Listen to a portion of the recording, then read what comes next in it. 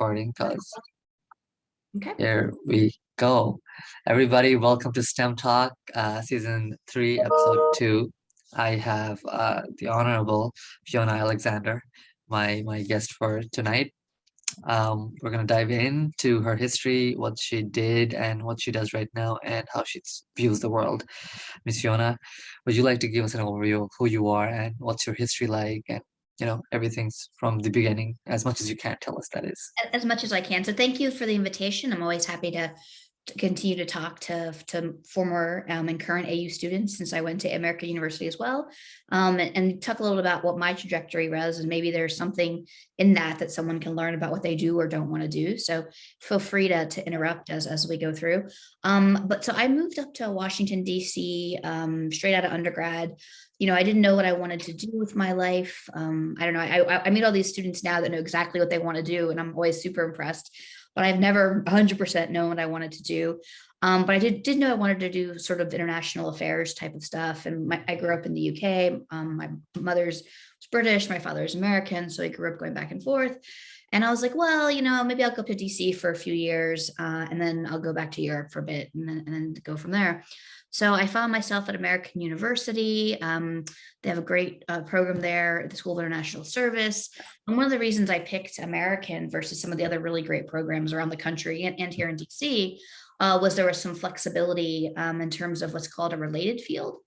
And so you take your core classes. I actually have a degree in comparative studies in European politics.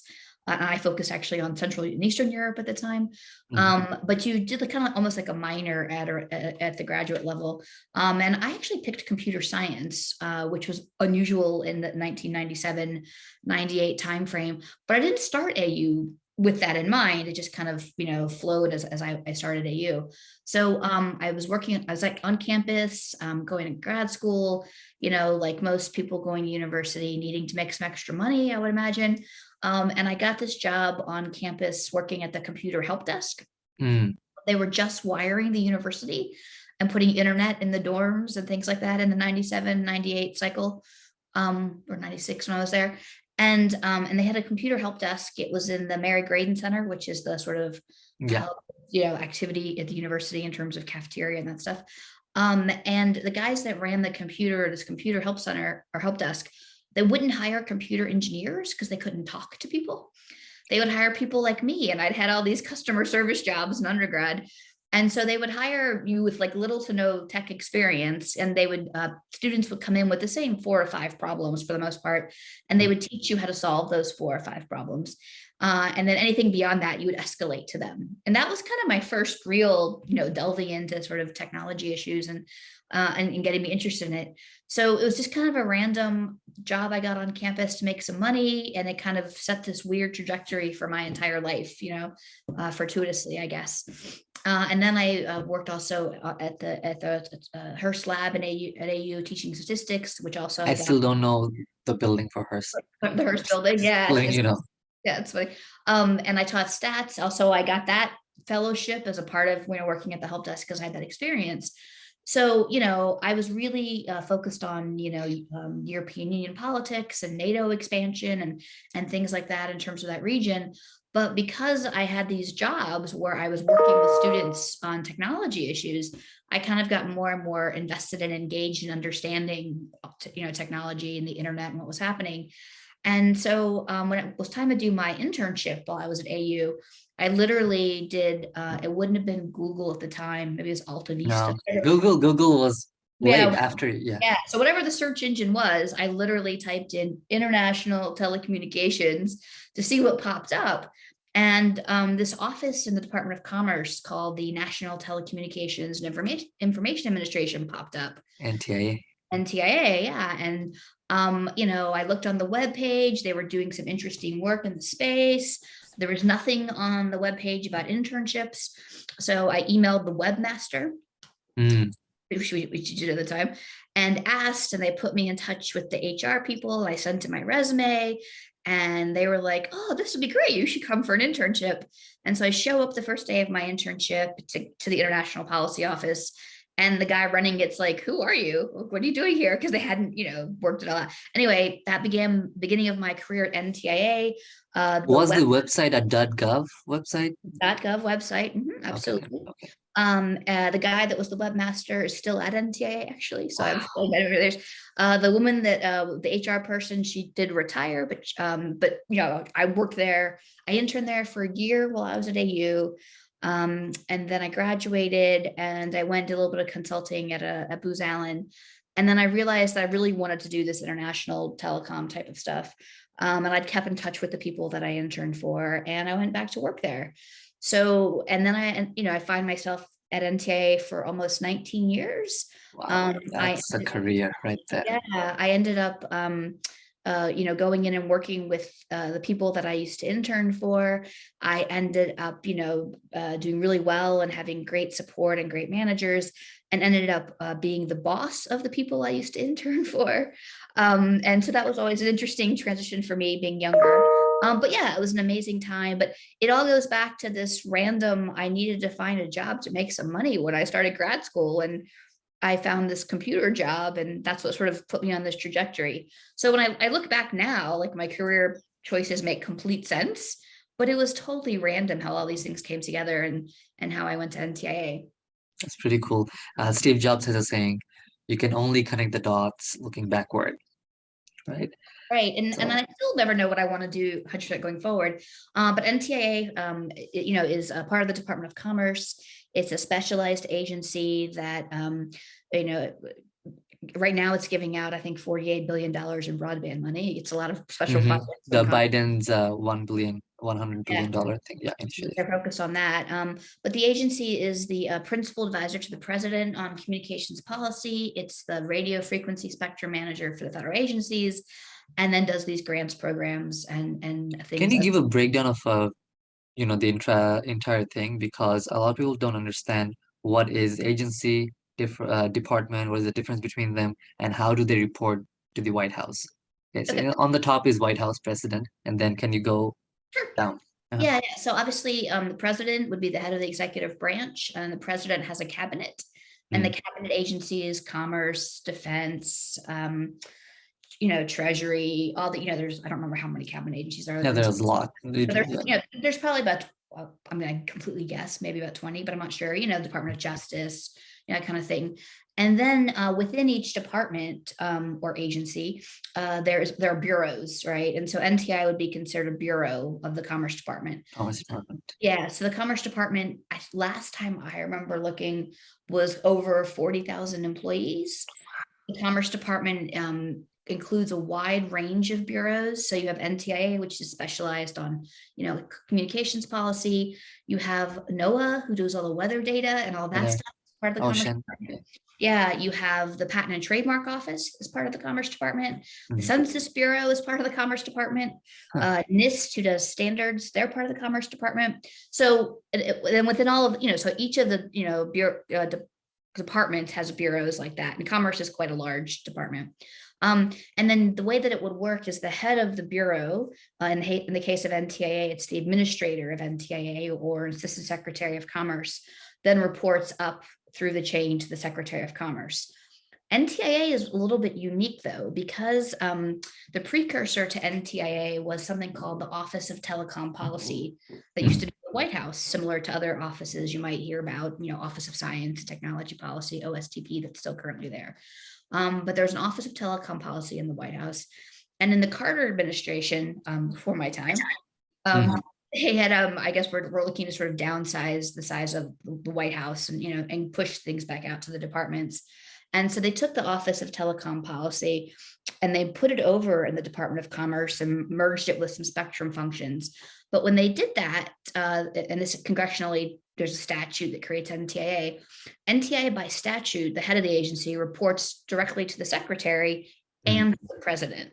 So, Wow. so you're a little bit unusual. And then in practice, it just depends every administration. But on paper, that's the way that it's written. So, because again, NTIA as a bureau or as an agency is by statute the principal advisor to the president on communications or information and communications policy. Now, As time has evolved, because it was in the 70s, there are lots of agencies that are the primary advisors of the president on things Yeah. that cover tech now. And so you have a lot of agencies that are involved. But it does speak to the role of NTIA in that, and one of the reasons I stayed for so long is that it's always an interesting place, always smart people. As the head of the international office, I reported directly to the head of the agency that reported to the secretary or to the president. You're always working on key priorities of whatever the sitting white president is, what the White House wants. So it can be engaging, it can be fast. It is the government. There's always bureaucracy in government. Hmm. It's just kind of the nature of the beast. But in terms of the ability to move things, you can move, or at least I was able to move things quickly in the NTIA construct because of where we were in the hierarchy. So it's a cool place. I always encourage people when they're considering careers at any point in life, do some public service. I loved public service. Yeah, Um, me too. I love public service. Yeah. yeah, I really learned a lot. And, I was really lucky. I had great bosses that really gave me a lot of running room and a lot of responsibility and a lot of opportunity really young.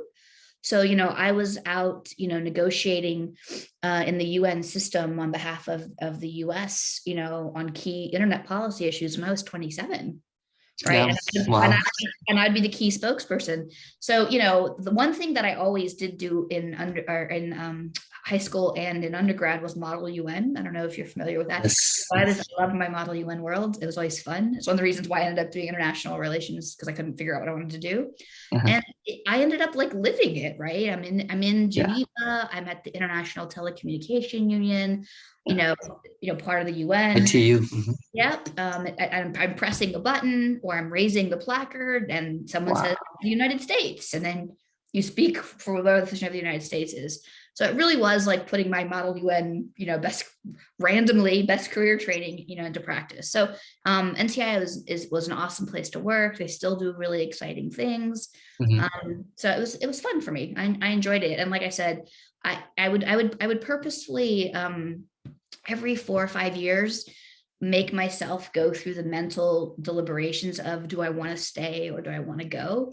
Because I didn't want to wake up 20 years later and be like, I'm still here. I wanted to Yeah. actually make a choice each time. And I kept staying because I thought I could keep doing cool things. And one of the most interesting things that I got to work on, I got to do lots of different things.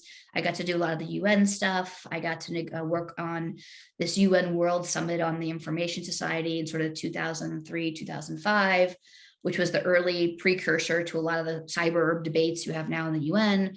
But it was a heads of state summit and a summit in 2 phases. And so 4 years of my life in terms of preparatory meetings and summits and that kind of stuff. So that was kind of a fun cycle. But then I also got to have be involved in a lot of ICANN work. So Mm. ICANN is the Yeah, the website givers are. yeah, they give out domain names. Yeah, so the Yeah. Internet Corporation for Assigned Names and Numbers, and in the Who's actually in charge of ICANN? well, so I'll tell you. So in the Clinton administration, when I started my internship, so in the Yeah. 97 cycle, the administration decided that they wanted to privatize and internationalize a series of functions that had been done under cooperative agreements with the Defense Department, so DARPA and ARPA and that stuff. And so the Commerce Department, NTIA, was tasked with privatizing these resources and internationalizing them and introducing competition, that kind of thing. And so when I first started at NTIA, this was something I worked on as an intern, was the process that led to the creation of ICANN and then the US government's relationship with ICANN, which I managed for 20 years and then completed the privatization and then retired or then left, right? So that was kind of what kept me there. But the idea was that the U.S. government wanted to find a partner, and then we were going to transition these relationships and these roles that we had to this partner group. So Mhm. stakeholders, there's lots of public comments, there's lots of information still on the NTI website about all of this. But internet stakeholders got together. And I think NTI received 4 or 5 proposals, and from them chose what is now the Internet Corporation for Assigned Names and Numbers. ICANN is a nonprofit based in California, and entered into a series of relationships with the Department of Commerce to sort of help grow and develop this system. I will say that the people that wrote this assignment, it was in the Framework for Electronic Commerce in the 1997 when it was put out. thought this would take 2 years to sort of build this, and help build and foster and grow a new way of global coordination of a critical internet resource. And it took us 18. So yeah, so it was a lot. So you have creating a new global governance regime Wow. for a public resource, getting other countries to buy in, getting stakeholders to Right. participate. How is so when somebody in Russia wants to build a website, they have to go through ICANN and get the They don't have, no, not for websites. So for top level domains. So okay. yeah, so ICANN administers the top level domain name system, and I should say not country codes. Um, Mm, those were given out in a different system and pre-ICANN. So if okay. someone in Russia wants a domain and they want it in the .ru domain, which is their country, Their domain, yeah, country. yeah, they would go to their local registrar or administrator of their CCLD and do it. If you want a .com domain, if you want a .edu, if you want a .info, if you want those domains, you're participating in the ICANN administered system. Mm, So one of the things that we were tasked with doing was introducing competition. And so a decision was made to sort of adjust the market so that you would have wholesale providers of domains and retail providers of domains. So in the case of .com, VeriSign is the wholesale provider. They, basically sell those domains to a registrar like a GoDaddy or someone. And mhm. then you, as the registrant, you want to create, whatever your www.redhat is blue.com, you're going to go to GoDaddy to get your domain name. Okay. But the operation of the .com domain itself, VeriSign is responsible for. So Verson is in Virginia, close by. yeah, they're also in Virginia. Yeah, and they were the original sort of operator of a lot of these things at the outset. But you have lots of other. There's a company called Donuts out in Seattle. You can also is the registry for a handful of domains, or actually a lot, like 300, I think. Public interest registry Mhm. runs the .org registry. It just depends on what you're looking for. So when ICANN was first set up, I It's very believe, hard to get .org, I've heard. yeah, because they're probably already being used in some case, but you can get .charity. There are other terms now that have been added. So Mm, when ICANN was first set up, and when we first started the privatization exercise, I think there might have been 7 top level domains. And some of those aren't available to the public. .gov is only the US government. mm, .edu, ICANN doesn't administer, EDUCAUSE administers, still under agreement with NTIA, and you have to meet conditions in terms of like be an accredited university to get a domain name. wow. Um, and .org, PIR runs now. But over the years, one of the things that ICANN has been tasked to do is to introduce new top level domains, and they've done 3, maybe 4, I think 3 rounds of expansion of top level domains over the years. The most recent one was 2012, I think. Uh, That's 10 years ago. Yeah. I know. So they're actually in the midst of doing the last step in their process to issue a call for new applications. Maybe next year, we'll see.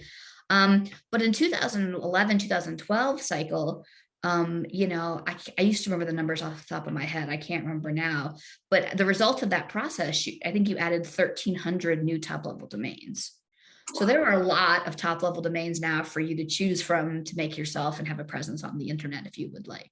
But yeah, There's one I use .fyi, there you kind of go. like for your information. They made the acronym and that, you know, Yeah. became the domain name. Yeah. There's lots and lots of them. So that working on NTI's relationship with ICANN and helping build and work with stakeholders both in the US government and around the world, both governments and private companies and nonprofits and civil society folks, and being involved in sort of the evolution and creation of ICANN was a super exciting time for me, and it was lots of fun. And I'm very proud of what we were able to do in terms of helping build a new global governance regime. Now, Yeah. because at the time there was a big push that some countries didn't want this to happen. They prefer to have the resources allocated via the UN. And the United States, didn't want to do that at that time. We thought the best thing to do was to kind of, outsource this to private interests, because if you put something in the UN, it always gets politicized a little bit. Now, the ITU, which I mentioned a little bit earlier, Mhm. is from 1865. It actually predates the UN. It's the phone, you know. Well, no, it used to be the telegraph. It was the International Telegraph. Union originally. Yeah, from Wow. 1865. And it has evolved over its 100, almost 60-year life. And, and became part of the UN system after the UN was created. And that's actually where you get country codes like telephone numbers, right? Mhm. So like if I'm calling over to the UK and or somewhere and Four I'm four. Mhm. 4 the allocation of that allocation table happened at the ITU. 100. Yeah. Yeah. Wow. So in mobile, and so the ITU does do that. The ITU, it used to be when you called somebody on a old telephone line, Right. you had a fixed circuit, and you would call like, if I was calling the UK, I would dial a number and I would get them. They would answer, and then we would take up that circuit, and you split the cost of the circuit, and the rates for that used to get set at the ITU. Their standards are developed there. Spectrum is coordinated globally at the ITU. Spectrum doesn't stop at your borders, so you have to coordinate with the countries around you and with the world.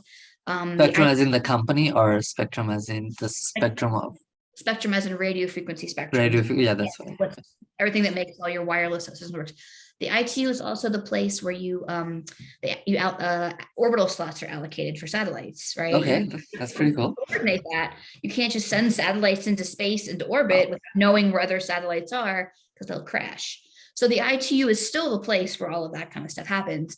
And so for a lot of countries at the time, they were like, well, no, we think the ITU should just, do domain names. And there was this big debate and argument about how that should happen. So at the same time, while you have stakeholders working to create ICANN and build the system and make it more robust and make it more inclusive and, be open to not just native English speakers, all of these things that ICANN had to go through growing pains for, there was still a group of countries that wanted all of this to move to the ITU. And in fact, the Russian Federation just put in a proposal to the ITU a few weeks ago, once again saying, let's move it all to the ITU. Wow. So, it never fully goes away, but, the system has evolved a lot since the early days. So Mm. anyway, that was a Do you super, think this gives USA an edge because we have ICANN I, over all the other countries? I don't know that it gives the US an edge per se. I do think a lot of countries over the years, rightly so, were sensitive to the particular privilege, what they saw as a privileged role that NTIA had in the relationship with ICANN. And one of the things that we did as we evolved and matured our relationship was to sort of transition our role and share the oversight we had with other stakeholders.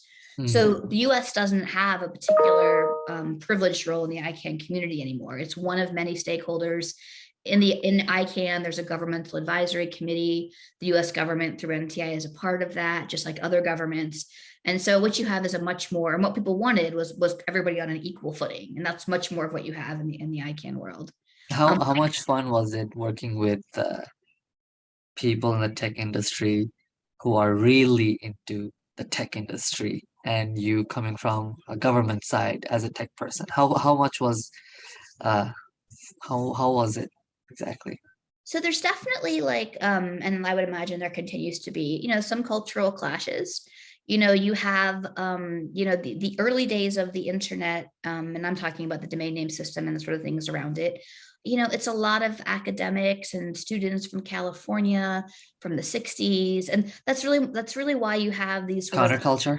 counterculture principles float through the internet: openness, Wow. inclusiveness, transparency. That all Wow. comes from that, because the people, and it wasn't just the men and women that wrote those internet standards. There are a That's what. lot of women. Yeah. Yeah. Right. Yeah. People always talk about fathers of the internet, but there are women too.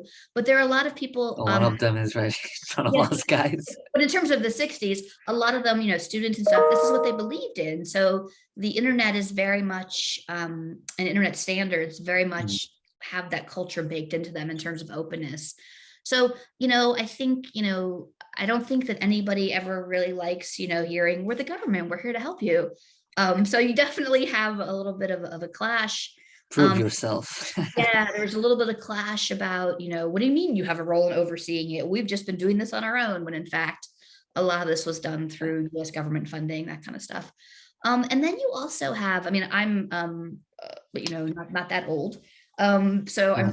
I'm 49 now, so I was able to do a lot of this when I was really young. And you also had, a lot of the stuff that I was doing. Not only would I be the only woman, I might be the youngest person in the room. Yeah. So you had some of that. Oh, and that was kind of Yeah. interesting to deal with in terms of cultures and approaches and kinds of things. But yeah, I mean, it's a fun time. And then you also have, in terms of the internet, stakeholder community, you have private industry that participates. So you would have, an AT&T or an Amazon, and you have in an Apple, you have a corporate culture group. And then you have the companies that actually run domain names, the registries and registrars. And then you have, other government officials, so, counterparts that work for their government and Hmm. their version of NTIA participating, or their, State Department. And then you have a bunch of civil society advocates, people, advocating for privacy or for expression Yeah. and academics. So it's a pretty broad group of people. I do think in the early days, definitely a lot of men, and definitely a lot of Western men. So I think not just ICANN, but the internet community writ large, but Mhm. ICANN as well, has tried over the years to be more open, to be more inclusive. A lot of sessions are translated now into multiple languages. So it's not just native English. I mean, obviously being a native English speaker always helps in these kinds of things. Yeah. But I think that there's definitely a push. The Internet Engineering Task Force, or IETF, which is where you actually develop some of these internet standards, that historically a lot of old graybeard type of people. And I think there was a student, I think it might have been, I'm not sure which one, has just finished some research looking at sort of what she sees as sort of still the gender bias in these organizations, and kind of calling them out for not being more, female friendly. So it's interesting that the struggles still continue, and people are more open to the introspection. But it's definitely, been a process. I think, in the technical community, the question is always, well, why do you know? And what do you know? And are you correct technically? Right. It isn't necessarily Right. There's a lot of showmanship, like head to head, combat. Yeah. yeah, and you're gonna have to earn your place. So, Hmm. so Yeah. that was always an interesting for me. I think that because when I look back on it now, because I was just kind of doing my job, and because I had bosses that were so empowering to me, I just kind of plowed through and did what I was doing. I never Yeah. considered the fact that, oh, I'm this younger woman, I just like whatever, I'm just doing my job. And Yeah. when I look back now, I was kind of an interesting and amazing experience, but I really chalk it up to one, I was never not a confident person, but two, I had bosses that were super empowering for me, and believed in what I wanted to do, and let me kind of go do them. So that helped as well. Gotcha. Gotcha. So shifting gears to do some other questions is Web 2.0. Mhm. You saw it grow. You kind of helped build Web, 1.0, and you helped it organize it across the world, with your work at NTIA. But then you saw Web 2.0 happening. All the social media, Twitter, this and that, YouTube. Um, what went right or what went wrong with Web 2.0 in your personal and your professional opinion? So, when I look back in terms of what we were advocating for, what we were helping to build as part of NTIA, but then what we were advocating for both domestically and internationally, it was this notion, what eventually became the multi-stakeholder model, right? That all stakeholders were involved in appropriate roles and decision making. And the idea was that it was better to develop norms and standards and rules in a multi-stakeholder fashion, because it's more adaptable and less subject to capture by, like a regulatory model would be, right? We didn't want to repeat the old telephone system. We didn't necessarily want to, have the FCC domestically regulating things. We wanted to, be faster, quicker, and rely on the private sector. FCC is Federal Communications Commission is Communications our Commission. domestic regulator. Yeah. And I think, we put forward some ideas, and I remember in the Obama administration, about how to tackle some of these issues. And, a lot of people will sort of look at well, if you, the technology space, and you could talk about governance of the internet and governance on the internet. And when you look at governance of the internet, you look at governance of the domain name system, and governance of the standards, and governance of sort of the infrastructure layer. And in that regard, I think the multi-stakeholder model has worked really well, right? Yes, it can be slow sometimes. And yes, people still complain when they don't get what they want. But all in all, it's a good system and it's still evolving and it's still maturing. And that's the point. It's never going to not continue to grow. It was never going to be a static, okay, we're done.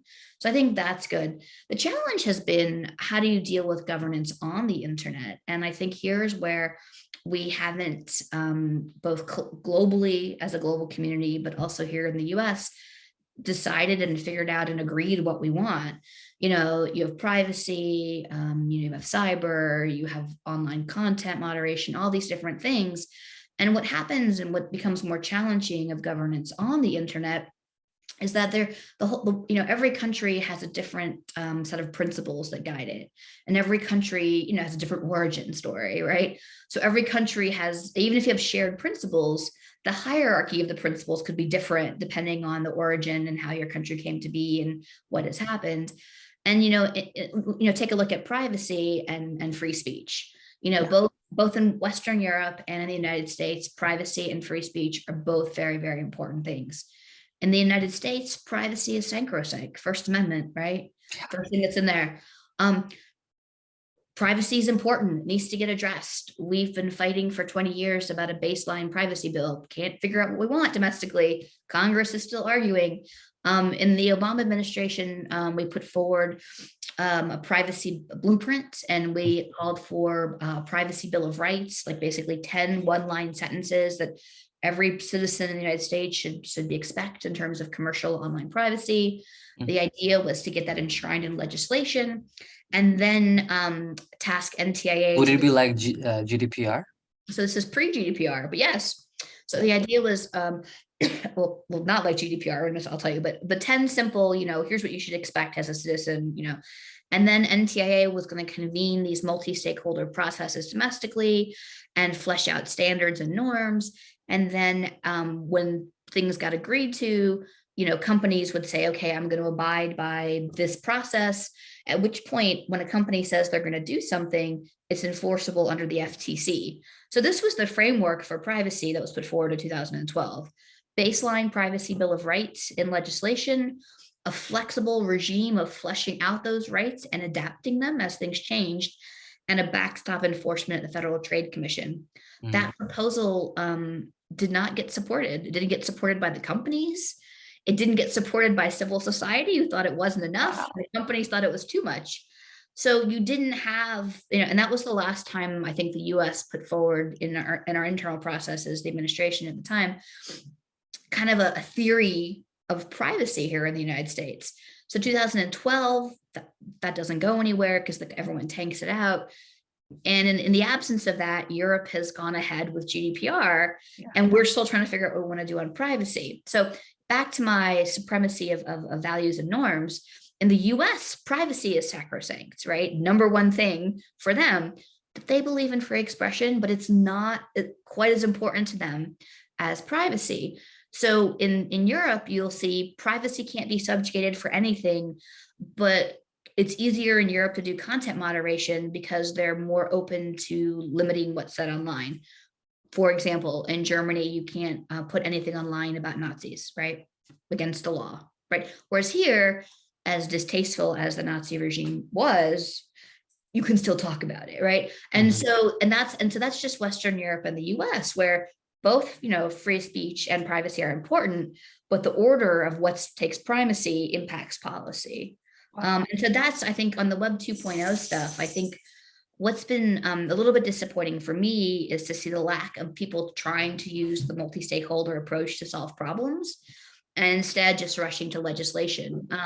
Net neutrality in the Obama administration, NTIA could have convened processes and got stakeholders together and got everyone to agree to those 4 or 5 principles on net neutrality that everyone universally agrees to. And we could have moved forward. Instead, there was this big push to change it and enshrine it at the FCC, and then a fight about which article it could go into under the FCC. And, that becomes a missed opportunity to show how the approach that I still believe in and hope would work, maybe I'm naive at this point, but could work, wasn't used. And so what I see with Web 2.0 is a little bit of a breakdown and not a holistic vision about the internet. So you can still have governance of the internet, be multi-stakeholder and involve these things, but for governance on the internet, these content issues, these social issues, we just think government should regulate. And for me, I think that's kind of where things have started to break down a little bit. And again, as a private company, content moderation is difficult, but with some, baseline rules from government, maybe you could, move forward. That Europe has, right? Yeah. And so that's what it's been a little bit. And then, in terms of the global community, you still have countries that have a different approach to this. Yeah, completely different approach. Right. So, Russia has a vision of Russian internets, and, China is never really connected to the global internet. They have their own internet. Yeah. They've always controlled their access points and their gateways. And so, I think it's been a My little God. bit, yeah, it's been a little bit for me. I wish there had been more emphasis and more discussion and more people willing to see if this multi-stakeholder approach could work, and again, in terms of these Web 2.0 issues, as you call them. But people just don't go there. They go to what they know, and they know legislation, and they know regulation, and they know that system, and that's kind of what's happened. So I think that's why it's kind of gotten messy. Also, the stakeholders necessarily all haven't lived up to all the things they said they were going to do. But everyone has to react to the environment that they're in, and deal with what's in front of them. So Changing gears to something a little bit more advisory that you can advise are the young generation people who want to go into STEM or are thinking about it. Maybe they're in high school, college, um, especially girls, young girls. What would you advise them? What is your honest opinion on what they should do with their careers? They don't have to go to STEM, right. but as a career advice, what would you just tell them if you had to? Yeah. So first of all, I never thought I had a STEM career, honestly, until I look back now at what I've done and what I've worked on. I never thought it was a STEM career. Mhm. I was just following the interests that I had and following the passions that I had. And that's what I would encourage people to do, to find your path and find your passion. Because look, when you graduate and when you start working, there are ups and downs to every job. There are ups and downs to every work environment. So you've got to work on something or work in an area that you care about, and that's what's going to get you through those times when it's more difficult than others. And again, like I said, I never considered that I had a STEM career until probably maybe 10 years ago. I was just doing my job and following policy where I liked it, and following history where I liked it, and following technology issues. I always thought of STEM as like people in lab coats and scientists, and it's not. It's more than that, right? So much more. STEM includes, it could be web designers, it could be policy people, it could be a lot of different people. So I guess don't close yourself off, but take the time to try things out. By trying things out, you find out what you don't like, which is equally as important as what you do Yes. like, right? And especially when you're a student, take the time to try those different areas. That's would be my advice to people. And again, find something that interests you and find the passion that's going to keep you going in that area. Oh, my last question is, and if you want to take it, you can answer it. And if you don't want to, that's okay. Fine with me also. If you had full power, full capacity of building this planet for the future, how would you build it? What would be your perfect planet Earth? It's a really, really difficult question. I think at one level, at another level, it's not actually. You want a planet and you want a world that's healthy, right? You want a planet that's healthy. So you want to deal with some of the environmental stuff. You want Absolutely. you want a planet and a place where people can eat, right? You want the basics of people having a life where they can be productive and work collaboratively and cooperatively and feel safe. So if I could just close my eyes and snap my fingers or wave a wand, I would want a world where people had all the opportunities to pursue the things that they wanted, right? And we had the resources to do them. And we did them in a way where we were conscious of the impact that we had on people, right? The environment. Yeah. Well, that's about it. It's actually amazing talking to you. Thank you Yeah. for coming to this episode. It was really nice. And I'm gonna stop recording now.